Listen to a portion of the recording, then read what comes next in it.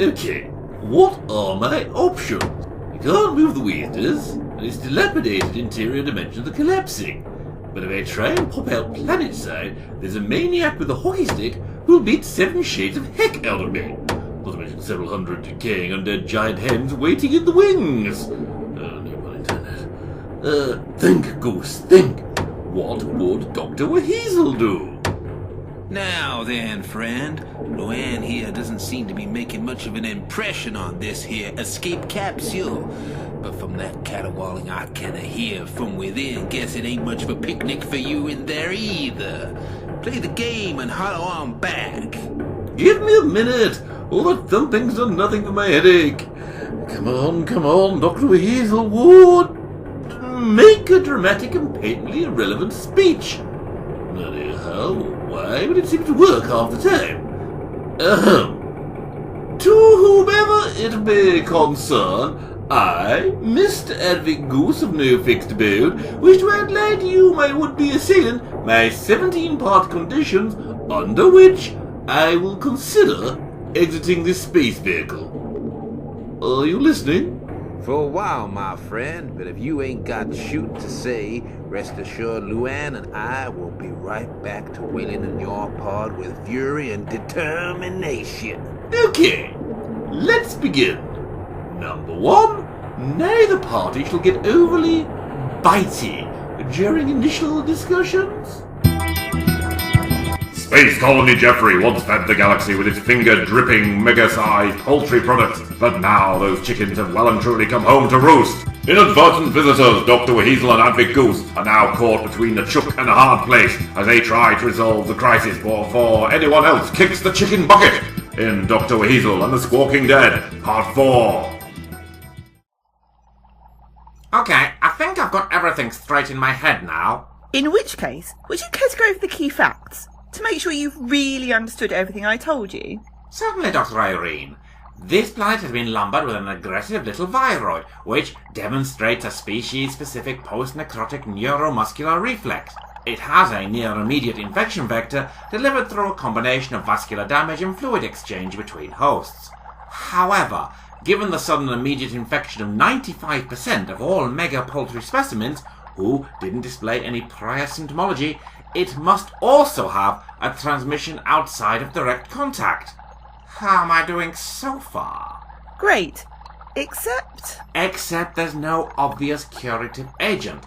But on the bright side, it doesn't look like the infection can jump species, which is a blessed relief and no mistake. No, Doctor, except I'd already worked out all of those details myself. You're the one who wanted me to go through the facts again. I was only being thorough. Yes, although you started going through my notes hours ago. And a stonkingly good read they were to boot. Right up there with the greats. Proust, Austin, and Seuss. Exquisitely drafted. A really neglected art in the late 28th century's scientific writing. Thank you. Although what I was trying to point out was that you've added practically nothing useful or new to my analysis in all that time. Look, me dear, I am willing to share the Nobel Prize if you are. The Nobel Prize? Be lucky to share my boot up your fluffy arse. Irene, Doctor WHeasel, Derek wants to know what progress you've made on our problem. My, what a big smoking gun you've got there, Gavin, me old fruit bat. Progress, Doc. How much? Is that chicken in the window? Would you be deeply shocked if I said not much? No. Not in the No, slightest. I wouldn't be. Excellent. Then I have met your anticipated levels of customer service. Thank you. This kind of feedback is so important for us GFC quality inspectors. Right. At least you tried. Look, Doc, whatever's happened, Derek wants you out there. We've spotted MegHen and his hands near your escape capsule. He's hammering on it like a man on a mission. No! Not my capsule! No, wait, she's a tough old thing. I locked the door. No, there's no way he's getting in and nicking my medical supplies and whatnot. Doctor, you've been hoarding medical supplies in your capsule? Why have we wasted all this time here when we could have been recovering essential medicines? I'm not sure bandages are much use against giant zombie chickens, Irene. In terms of your basic horror monsters, they're more use defending against space mummies. Yummy, you're Egyptian in equal measures. in my experience. If there's only medical supplies inside, Doc, Then who's MegHen talking to in the capsule? Keeps breaking off his assault to have a conversation. Melvin's never been the most stable of people. Maybe he's finally gone crazy. Crazier than dressing up as a giant pantomime rooster and hanging out with a load of vicious undead poultry. He might be crazed, might even be mad, but I tell you this, I could hear a voice coming out of your escape capsule in reply.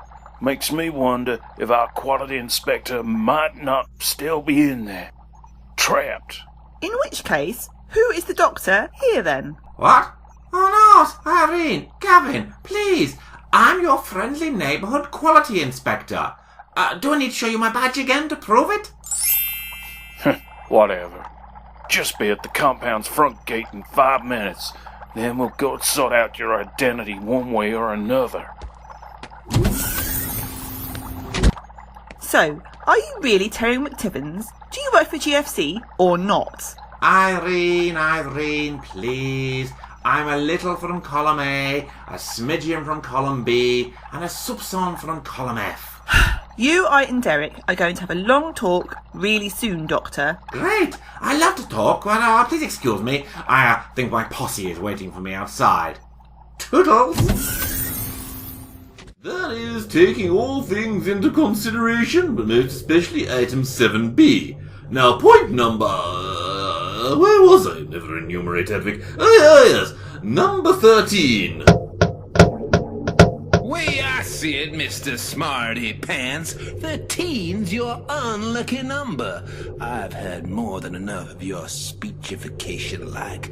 Not that it's not been a hoot and a half, but time and tide and hungry chickens wait for no one.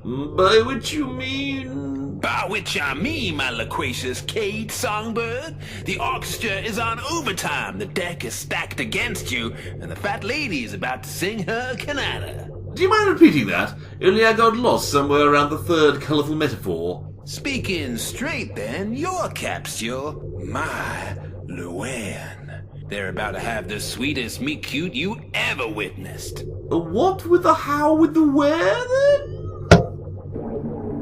Oh, holy Zarquad! The console room's shrinking again! If I ever get out of this, I'm going to give that WHeasel the biggest slap you ever did hear!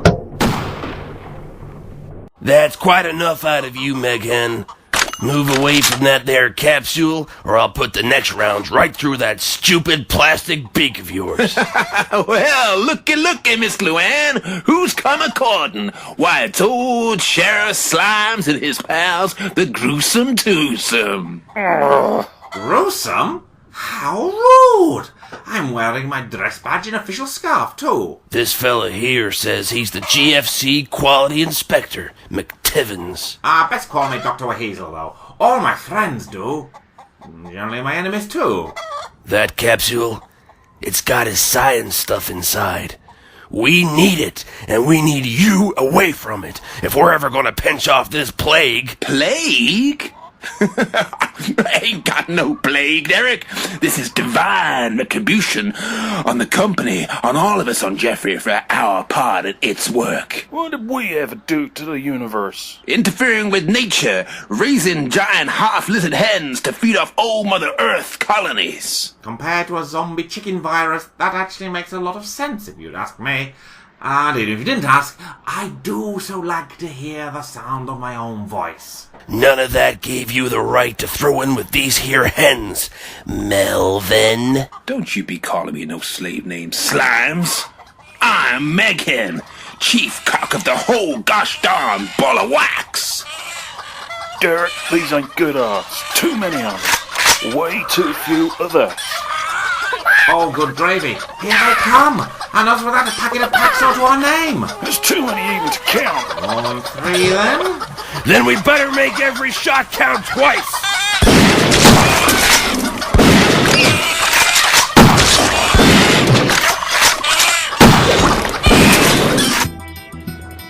As the pestilential poultry pack presses forward like an unstoppable feather-destructive wave, can Doctor WHeasel ride over its crest to a solution? Or is his destiny to be pecked by thousands of ravenous beaks into tiny chunks? Can Advick wriggle to freedom from the shrinking WEZDIS' interior dimensions? And how is MegHen avoiding being nibbled to death himself by his feathered accomplices? The only certainty is next time's the final part of Doctor WHeasel and the Squawking Dead. Doctor WHeasel's Weasel Telly Audio Enterprises production, featuring Randolph Weaseling as Doctor WHeasel, Cody Goose as Advick Goose, Connor Darrell as Derek Slimes, Fraser Marshall as Gavin, Elliot Stewart as MegHen, and Joe Wood as Irene.